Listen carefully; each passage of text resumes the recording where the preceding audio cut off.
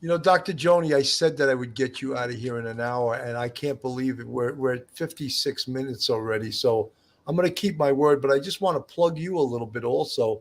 This is Dr. Joni's podcast, Unmasking a Murderer. A serial killer is released and starts praying again with Dr. Joni Johnston.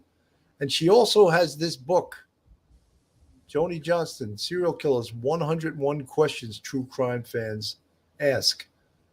It's on Amazon, and you can get Dr. Joni Johnston's podcast. I guess it's on YouTube, right, Dr. Joni? It is. You know, Dr. Joni, I'm so glad that I called you early because I would imagine your phone's ringing off the hook right now. And I just want, if I can get you to promise one thing, I would just like you to promise that you would come on again as this case progresses and we find out more. I think that the investigative part of this case is not even close to being finished. I think they're going to find more information. Oh, you know what I wanted to also ask you, Dr. Joni? Is it the usual thing what the serial killer, when caught, invokes counsel?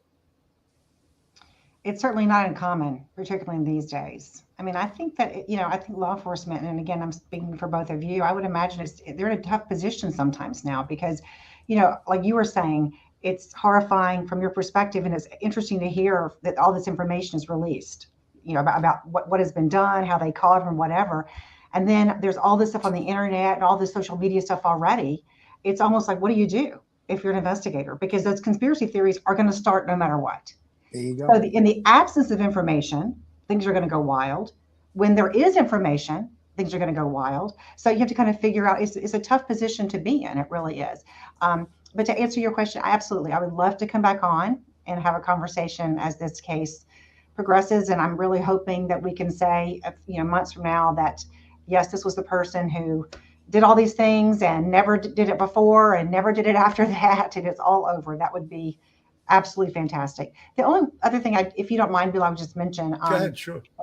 Obviously thinking about the families who just, the families who have some peace. I know I hate the word closure. There's no such thing, but have more peace now than they had before. And the families who are still waiting, to hear some answers.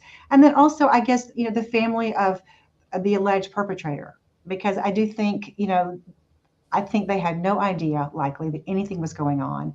And so to that extent, they're victims too. And sometimes I do feel bad when I see people really, leaving horrible messages, for family members of the alleged perpetrator who were oftentimes in shock and had no idea what was going on. So I think it's, let's direct our energy and our feelings toward the person that once the person's been convicted, but at least toward the person that the evidence suggests has done something wrong.